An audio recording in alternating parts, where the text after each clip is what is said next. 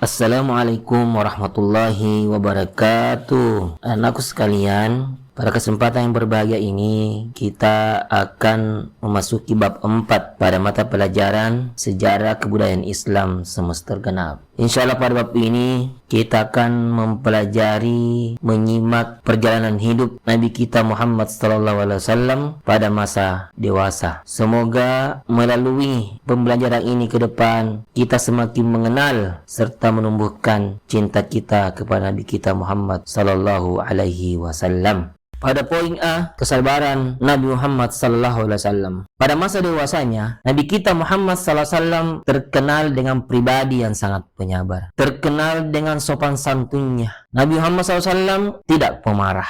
Bahkan beliau tidak membalas keburukan dengan keburukan. Meskipun Nabi kita Muhammad SAW pada masa hidupnya selalu mendapatkan hinaan dari masyarakat Quraisy. Sejak muda, beliau sudah terbiasa menghadapi ujian hidup dengan sabar, dengan tenang, karena beliau menghadapi ujian itu dengan penuh tawakal kepada Allah Subhanahu wa Ta'ala. Kesabaran Nabi kita Muhammad SAW adalah teladan bagi kita dalam menghadapi masalah di dunia ini. Jadi adik-adik, anak-anakku, mari kita mengikuti apa yang telah Nabi kita contohkan kepada kita. Kita dalam menghadapi masalah, dalam menghadapi problem dalam kehidupan sehari-hari ini harus kita jalani dengan sabar, dengan tenang, dengan penuh tawakal kepada Allah Subhanahu wa Ta'ala. Poin B, Nabi Muhammad SAW bekerja. Sejak di usia remaja hingga dewasa, Nabi kita itu selalu bekerja keras. Nabi kita Muhammad SAW memberi contoh kepada kita bahwa beliau itu adalah pekerja keras, kepala rumah tangga. Beliau mengembala kambing, beternak kambing. Kemudian beliau berdagang mengikuti pamannya. Dalam perdagangan, beliau sangat jujur dalam berdagang. Beliau sangat jujur dalam menjual dan mengemban amanah. Sehingga karena kejujuran dan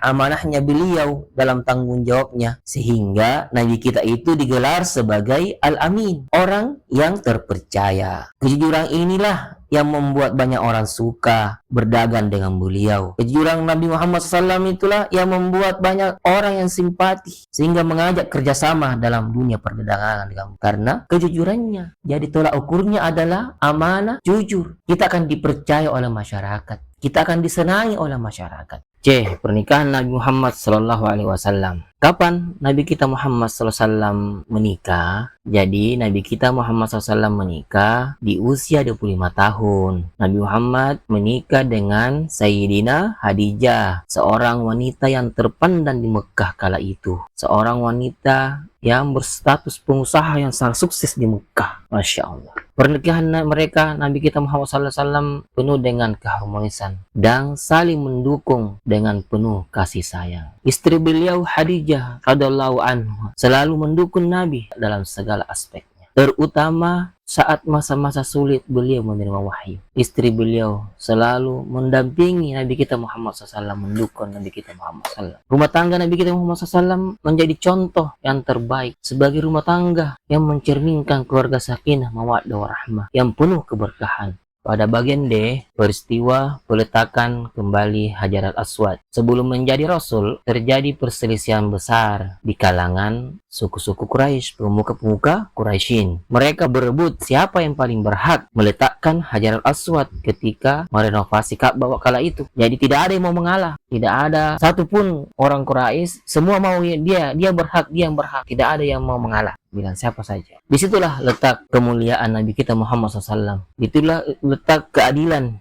yang ditunjukkan oleh Nabi kita Muhammad SAW. Memecahkan masalah tersebut dengan cara yang adil. Bagaimana caranya beliau? Beliau mengambil sehelai kain, membentangkan kain, dan meminta semua kepala-kepala suku untuk masing-masing memegang ujungnya. Kemudian beliau sendirilah yang meletakkan Hajar Aswad di tempatnya. Nah, dengan keputusan itu membuat semua kepala suku Quraisy kala itu puas dengan apa yang dilakukan oleh Nabi kita Muhammad SAW. Ini menunjukkan bahwa kebijaksanaan serta kecerdasan Nabi kita Muhammad SAW yang dianugerahkan oleh Allah Subhanahu wa Ta'ala kepada beliau. Penutup dari bab ini, kita semua belajar bahwa Nabi kita Muhammad SAW adalah teladan dalam kesabaran, adalah teladan dalam kejujuran. Nabi kita Muhammad SAW teladan dalam bekerja keras. Beliau adalah pekerja keras. sebagai kepala rumah tangga. Beliau juga membina keluarga. Nabi kita Muhammad SAW adalah teladan dalam menyelesaikan masalah di tengah-tengah masyarakat dengan cara-cara yang baik. Jadi pelajarannya, semoga kita ini adik-adik semua belajar untuk mencontoh akhlak Nabi kita Muhammad SAW dalam kehidupan sehari-hari.